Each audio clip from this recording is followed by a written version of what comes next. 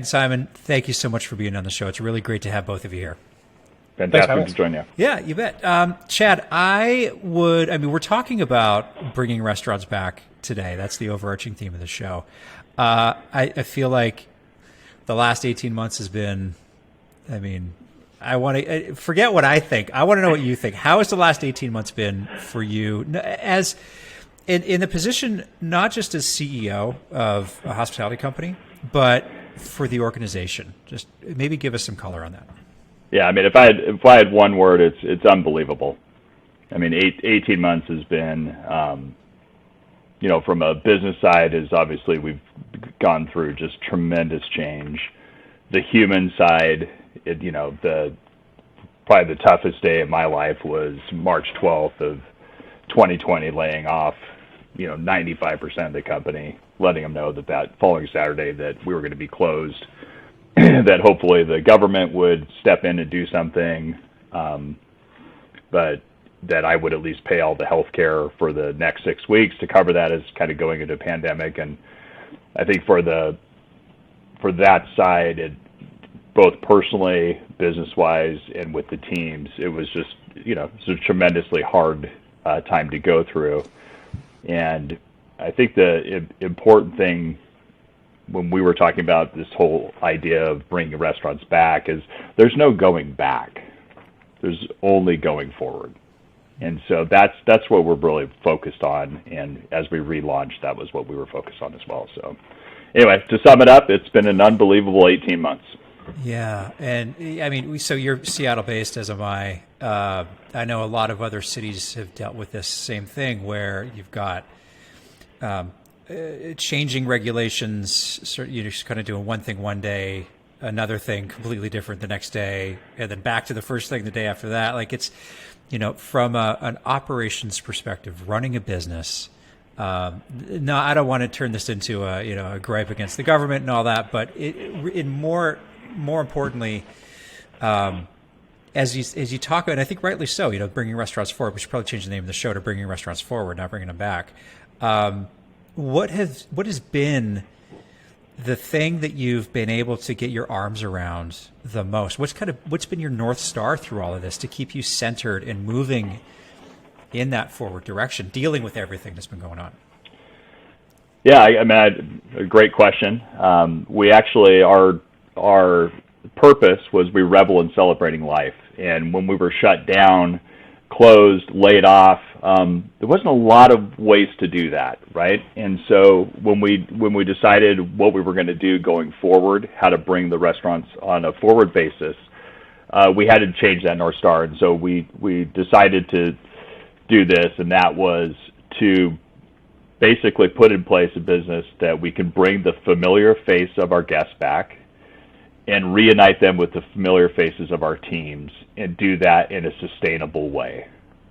And that became our North Star, and that became who we hired back, how we restructured the business, because we couldn't just relaunch the whole thing again. And so for us, that was the North Star. Bring the familiar face of our guests, reunite them with the familiar face of our team, and do that in a sustainable manner that we could keep going, knowing that the regulations were going to change, the financial situation would change. Yeah. How did you guys engage your most loyal customers through the pandemic, or did you? I feel like it's like the old circus where you're just trying to keep all these plates spinning, right, on those posts. But one of those things I'm sure in the back of your mind is, how do we keep our customers engaged so that they do come back when we open? What was a little bit of the strategy and the inside baseball on that? Oh, I wish we had a big strategy. It was to at least be what we wanted to be, as open and transparent, and tell them what was going on. Let them know that we had a big loyalty program, that we didn't, because we didn't know when we would reopen, that we would, extend points when we figured out when we would open, when people were coming back, on that comfort side, and that basically to let them know that there were going to be options as we went further. So that was primarily through email and our loyalty platform, and that that was really the first start. And then when we relaunched, it was the opportunity to let them know, hey, not everybody's comfortable going out, and so here's all the ways that we can engage with you. And we were closed for 100 days for that first round. Wow. And so that first couple of weeks, we thought, oh, we're just going to hibernate and chill, just kind of like hold tight. And then we realized what a waste of an opportunity to do other things. Mm-hmm. And so instead of treating it like hibernation, we said, hey, this is like dry dock. Like, when has our business ever just completely stopped? And that's when we moved to the cloud. I mean, we're like, okay, let's change everything that we've been wanting to do, but it's so hard to do going forward. And so that was when we moved all of our servers out, went to the cloud. We replaced our POS systems, went to the Oracle Symphony, like just did all the things that, like, oh man, we wanted to get those done. Meanwhile, communicating with Zoom calls with our team and continuing to publish stuff out to the guests to let them know, hey, we're still here. We're going to be here.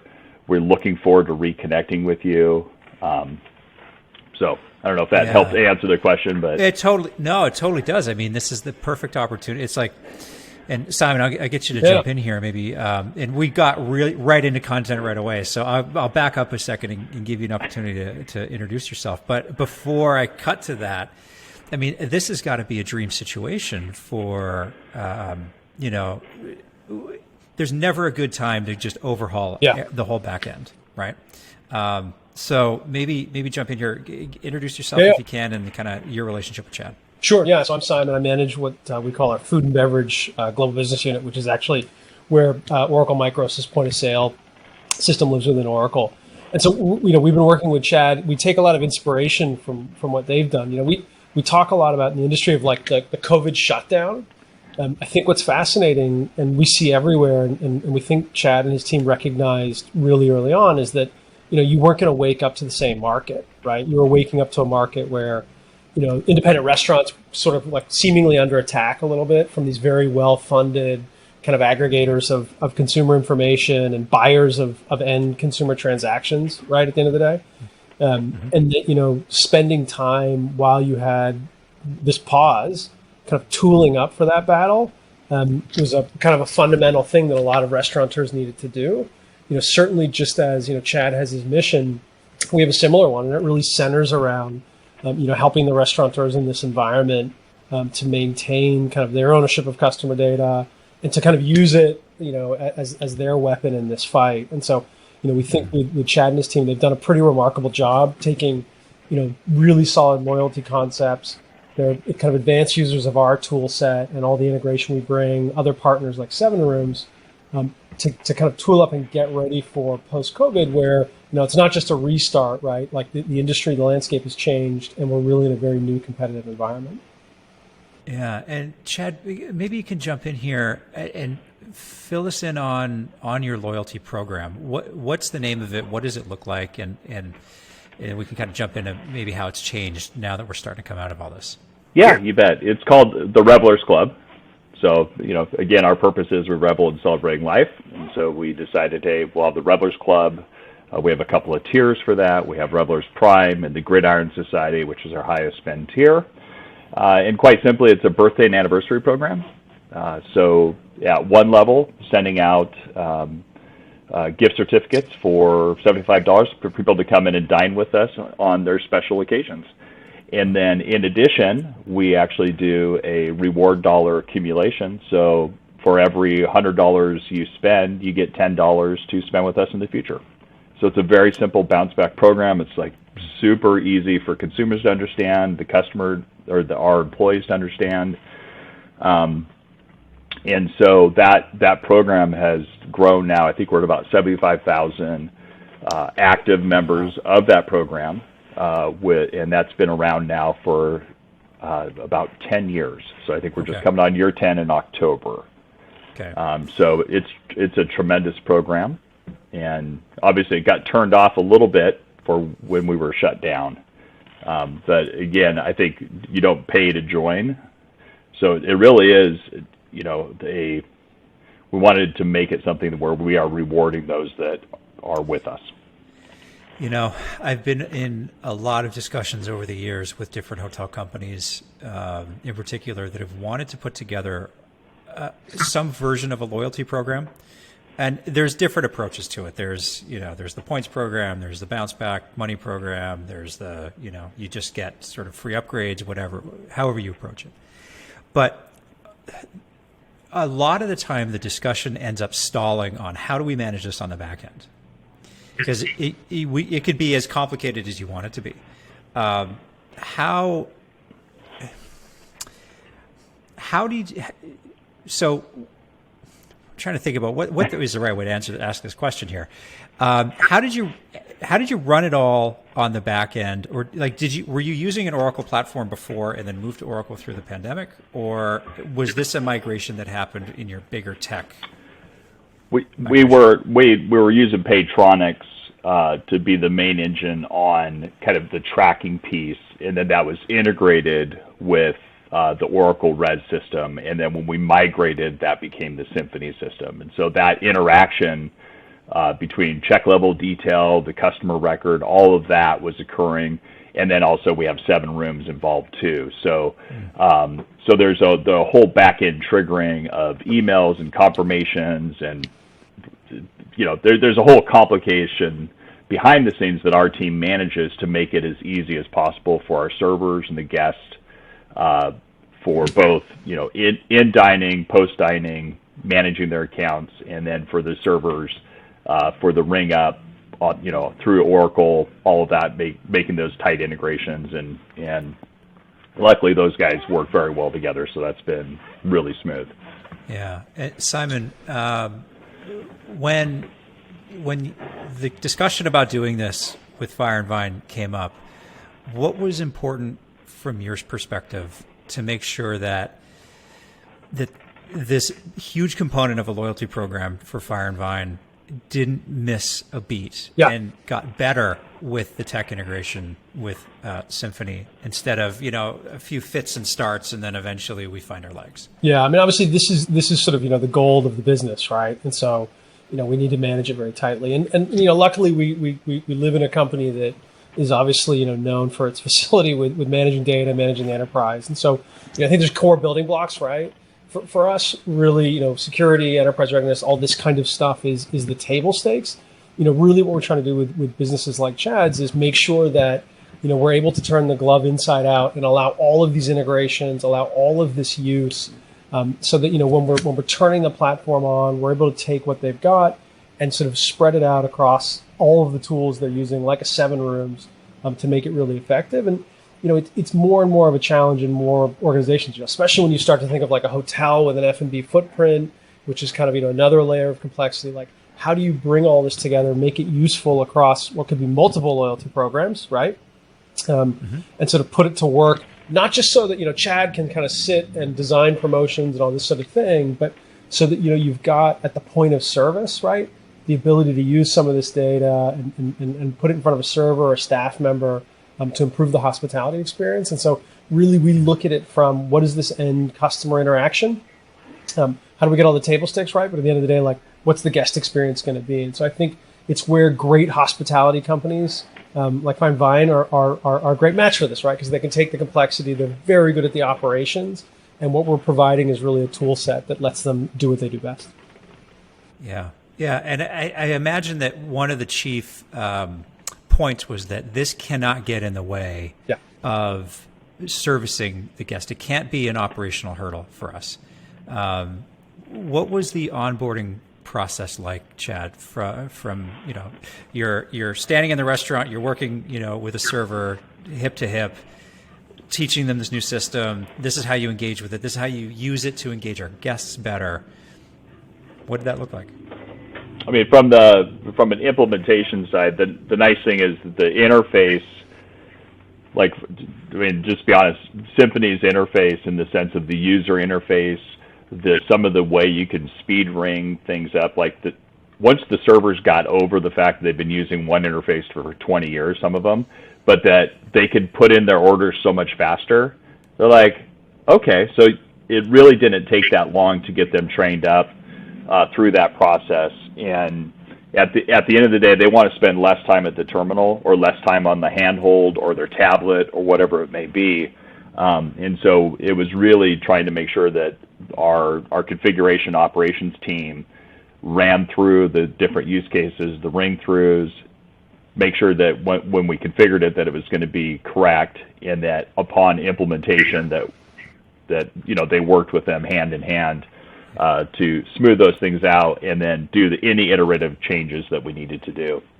Yeah. And then once we did one site, it's easy to roll the next site, and deploy those. So, there's no magic to it. It's just you got to do all the work up front, fix the stuff that you missed, because you always do, and be really patient and understand that, when you do change something for people that have been doing it for, a number of years, there is consternation, because it's also at the same time we're doing masking and cleaning protocols and all this other stuff. So patience is important.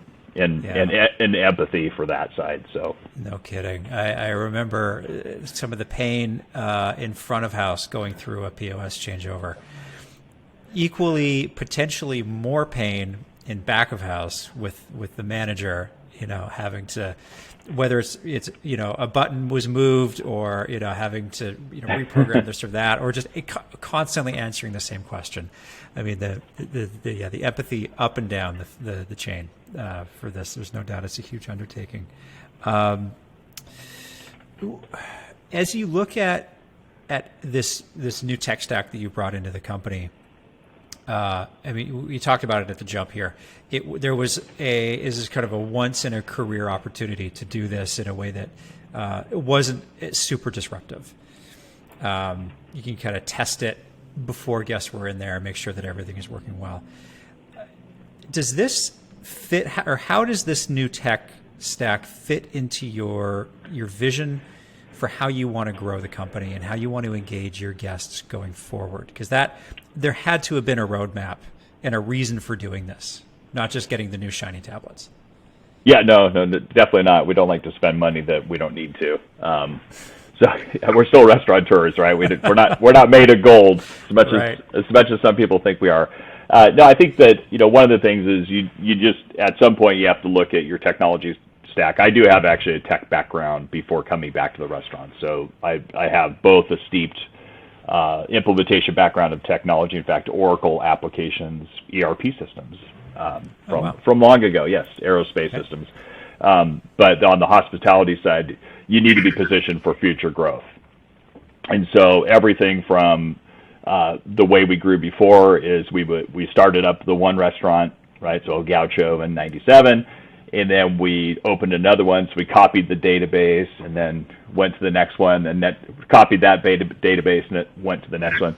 So now through the Symphony implementation, we've actually been able to do the enterprise portion where we actually not just copying databases, we're purposefully pushing out what we want to keep at control at the local level, to keep at the enterprise level for accounting and finance, and so that these other buttons don't get thrown in that kind of mess everything up, or calculating tax wrong.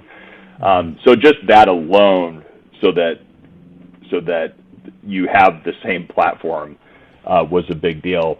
And then being able to do integration with online ordering, mobile ordering, pay at table, all this other stuff, and being ready for what is to come. And I think that's the big piece. Is a lot of these old systems, and even some of the other competitive systems, all they want to do is lock you in to everything, including credit card processing and all this other stuff. And what I want is something that I have a stack I could build around. I could bring tight integration solutions to that we need for later, and stuff that I don't even know yet. And so, so I don't know if that helps. Yeah, no, definitely does. Simon, curious to get your take on maybe a similar question about upgrading a tech stack and for maybe future-proofing operational needs down the road. What is the use case for that restaurant out there or hotel out there that is trying to figure out if this is a good place to spend very few dollars. Yeah. Is there truly an ROI here for them? Yeah, I mean, we certainly see it. I mean, I think, especially in the context of the last 2 years, everything we're talking about in terms of, lots of direct to consumer ordering and all these sorts of things, like it was happening and it's all sort of been supercharged. But increasingly what we're also seeing is where, we lived in a universe that had, I think, a couple of fairly strict lanes that you operated in, right? Like you had an on-premise customer, an off-premise customer, they sort of thought about it differently and you interacted with that customer quite differently. When we look at consumer sentiment and we think about how they're interacting with their sort of hospitality experiences, it's all gotten thrown into a blender, and we're seeing these really massively blended, might start on digital, might end with an in-person interaction, and then be in person. And so, really from our perspective, we see it, technically at least as an integration challenge, but one, how do you provide consumers with a really good tied together experience across all of these channels all at once? From an operating perspective, the upside, right, is that, you've got capacity you're fundamentally creating, right? You've got maybe fewer staff touch points. You've got the ability to kind of capture orders a little bit earlier, understand throughput that you're going to need in the kitchen maybe a little bit earlier in the night, think about kind of the restaurant footprint a little bit differently. We learned the hard part of that in COVID with like limited dining rooms and all these kinds of things. But now we're seeing restaurateurs where they've got the ability to tie together lots of third parties, and bring in kind of what they think of as their sort of best in breed stuff, right? Like 7 Rooms as, a really leading platform on the reservation side and the kind of house management, to drive business on their side as, the demand kicks up and they're maintaining these kind of off-prem channels and all these sorts of things. So we see a very clear case. I mean, transaction levels in restaurants where we see good adoption, and the use of lots of different channels and tools. We see most of them at kind of well beyond their sort of pre-COVID levels. And so we see a revenue case. And then on the cost side, certainly given labor and cost of goods, we believe there's a really fundamental case there as well, given you're upping throughput on the same capacity. Yeah. Yeah. And I wonder if a lot of this is driven by customers' adoption and demand for this now. There was never, from a customer perspective, there really probably wasn't a super strong use case for, like QR codes are having their day now, even though they've been around forever. Online ordering, like I know a lot of restaurants sort of, they didn't really go after, they didn't want to be a part of it. And, that's a whole other podcast, talking about restaurant deliveries. But are you seeing this, am I right in saying that a lot of this is driven by how customers are just buying these days? Yeah, I think. I'll let you jump in, and then I'll jump in after. I was going to say, I think we see a lot of clients thinking about it as more customers are accepting of it, so they're going to continue doing it because they see upside in some of the like the QR code interaction, not publishing menus, not having a server come back to the table for a final bill closeout.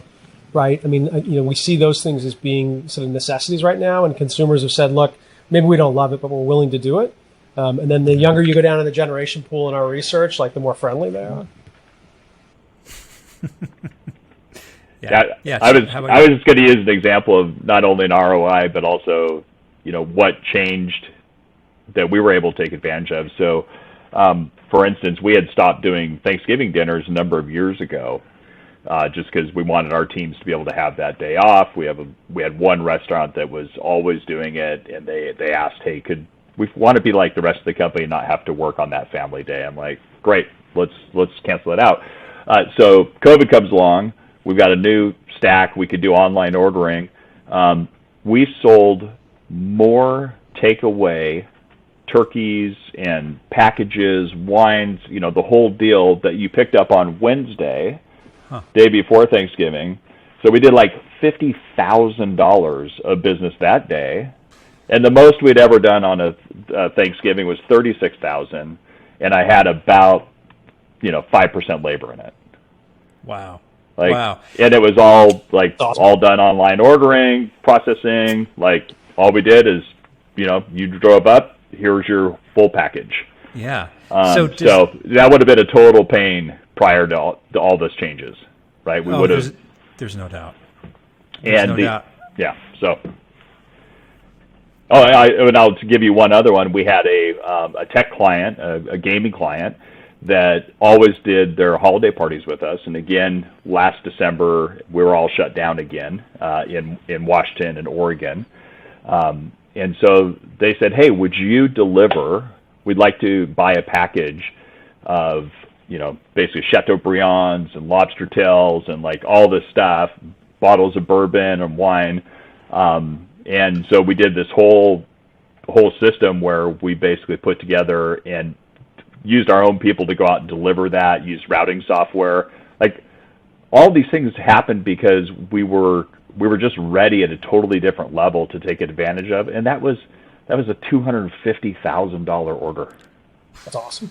Right, but they were like, we've had an incredible year. I know you guys, you're suffering, and so our teams had great Christmas money. It was just one of those things where had all this not happened, we wouldn't have been ready to do all of those things or willing to have listened to it. And so that's why there's no going back. It's going forward. It's rethinking how we do business and where we want to go in the future. Yeah. So do you keep doing those things then going forward? So you're I'm sure you're deep in planning for Thanksgiving and Christmas right now. What you did last year, are you thinking you'll do something similar again because it was such a big success? Yeah, absolutely. Yeah, we're going to do a traditional package out of our one restaurant, and then out of AQUA, which our seafood restaurant, will be the turkey and that whole side, and then our steakhouse is going to be the prime rib and that whole deal. So if you want to go traditional turkey, you go down the street or take a left and go the other way and pick it up at El Gaucho. So we're anticipating pretty good business through that. And again, we just never thought of doing it. Mm-hmm. And now you've unleashed that opportunity again. Having the technology to make it super simple for everybody, the guest, the team, was just is really important.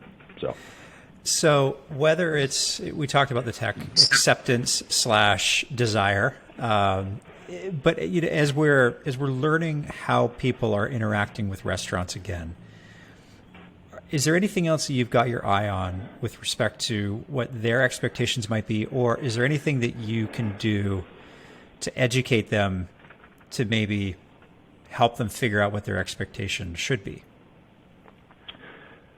Well, let me go back just a minute on kind of relaunch and thinking about, because I think one of the discussions around this was going to be what does the future look like, and what did we do now, what might change, or what changed from what we did in the past.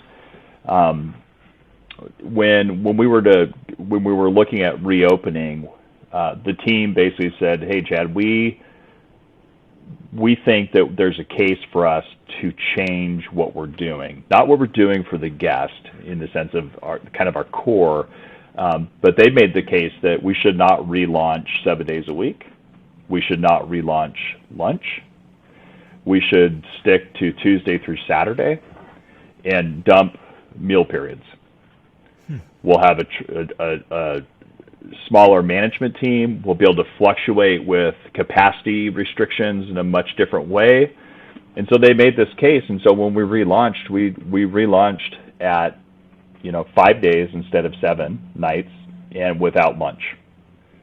And I tell people that because there's there in physics you learn of two types of friction. There's sliding friction, which is how much force does it to keep an object that's already in motion to keep it going, and the coefficient of friction along the way. And then there's static friction, what is the force to get something moving again, which is tremendously more than the static friction, the force to keep it going. And what happened when all of us were shut down, we all went back to static force. And how much was it going to take? And so we just dumped all the extra. We just stripped everything down and got to the core of the business. We are now almost back to basically 2019 numbers, missing 2 days and no lunch, and we've doubled profitability. We went from 485 people to 310. Wow. And we're not going back. That's why I said there's no going back, there's going forward. So a little bit of customers is also being able to say that there's some things that aren't going to come back, and then there's others that will. And we want you to dine with us. We want you to experience things, but we've also done takeaway dinners where you reheat them and kind of finish those cooking. Those will be with us forever now. Like, we figured out how to do it and do it really well, and the guests loved it. So I can imagine that conversation when everyone's talking about, we want to drop this meal period and we want to reduce 2 days of service, and you're going like, so you just want us to cut off 25% of our revenue. Yeah. Yeah. No, basically. Yeah. Yeah. I mean, that's a big hurdle. Usually that's a non-starter in any meeting, right? That must have been a compelling case. Well, they did. They had done their homework, and so what I just said is, all right, you guys put together the staffing plan, the rehire plan.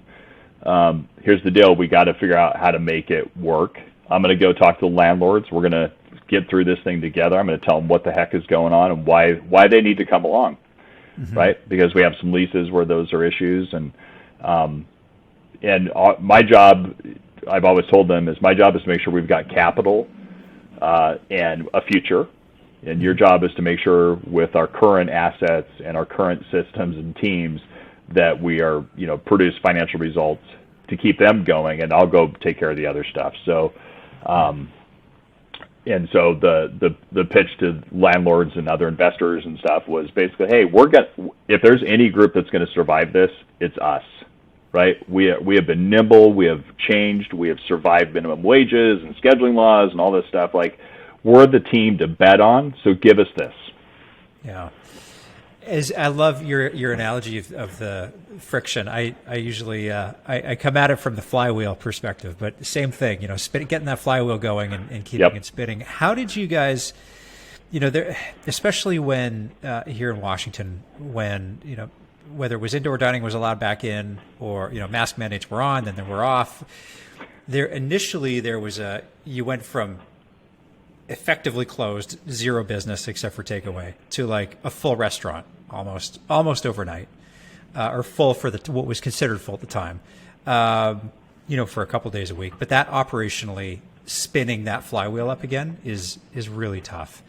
Any insights that you can give on how your team managed that process? How do you get that, like, everyone like, okay, we're back in work mode now, let's go?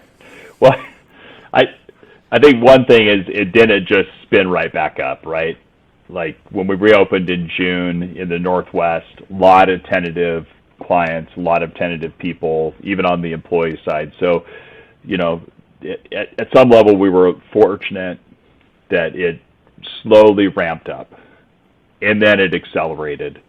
I think the biggest thing with the teams is just being empathetic that everybody is stressed, and with the teams also to know that the guest is also tentative and stressed, and we just have to give a lot of grace to both sides to be thinking about, this is the first time somebody's been out in, especially as we got into the fall, and even this spring. I know it's going to sound weird to some parts of the country, but I am still running into people and having a dinner that it's the first dinner they've had since March of 2020. Yeah. Right. Like, and that's so, amazing. so I guess my answer would be to have some empathy and grace that it is a stressful time for the guest. It's a stressful time for the team.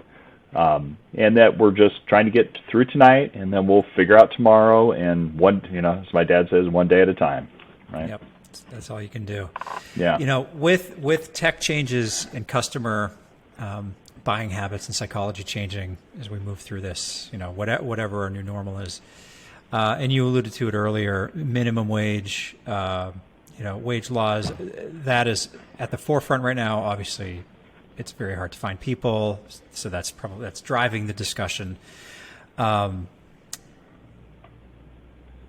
do you see this affecting your business? Are you guys approaching this in a different way, rather than kind of the binary, going all in with being a wage leader and sort of eschewing the previous ways of approaching this, or head in the sand, we're not going to change it, we're just going to go along with what the government says we have to do?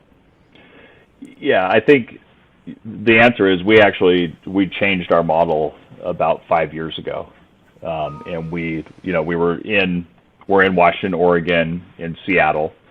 So Seattle, I think, it might be the highest, could be the second highest minimum wage in the country without tip credit. So I think we'll, for those that are out there in the rest of the area, rest of the country, we'll be at $17 an hour with no tip credit on January 1st.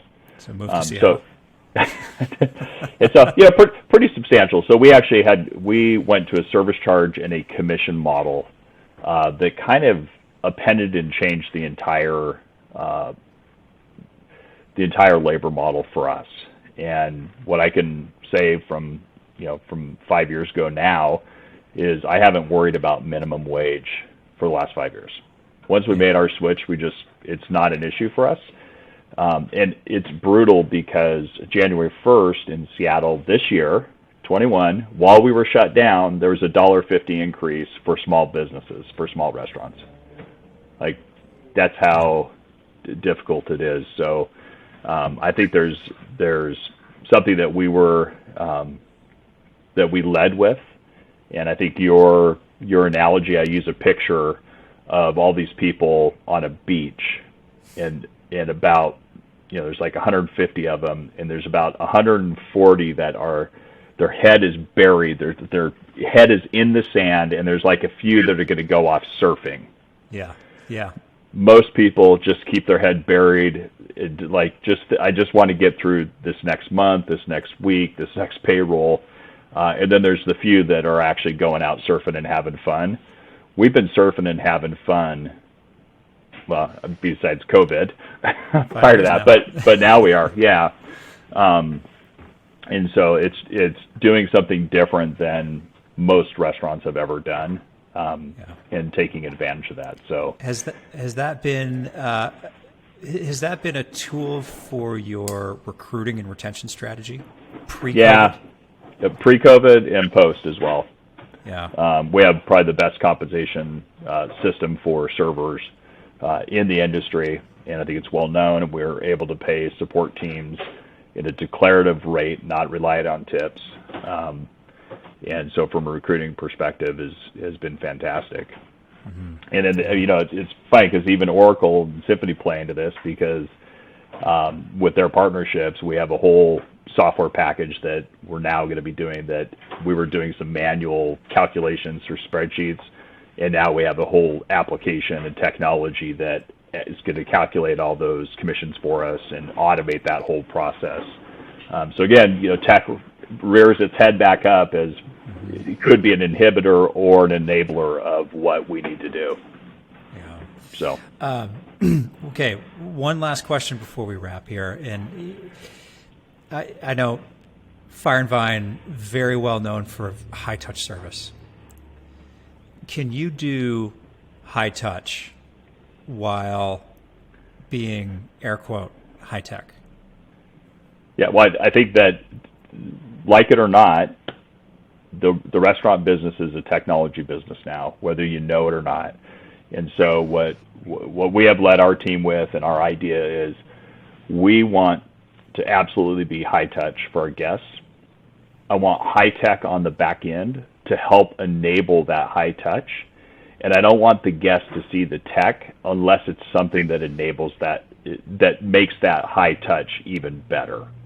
And so behind the scenes, I want to have the most sophisticated and most technology advanced systems enabling you on your 25th wedding anniversary, not having to pick up an electronic device, not having somebody, there's just things that I don't want that injected into your experience unless that is a thing that is going to make your experience special. And so, people will ask us from time to time, why don't you have TVs in the bar? We want to watch the sports game. I go, see that couple over there? They're celebrating, right? The minute I turn on a TV, that guy, he's going to start looking at it because he can't help it. It's biologically drained in. There's nothing that should get in the way of the experience of dining. If you want to go watch a football game, you can go down the street. Yep. So I don't know if that answers it, but you got to have the tech to enable the touch. How's that? I love, yeah. Hey, just to summarize it, I think that's great. It removes the friction, or it should remove the friction. Yeah. In the interaction. Chad, this was a really great episode. I appreciate you taking some time to give us a look behind the curtain on how things have been and what the roadmap is moving forward. And Simon, thank you for being on and carrying the flag for Oracle and how you can help other restaurateurs that are out there try to figure out this roadmap for whatever the next however many years looks like. Thanks very much. My pleasure.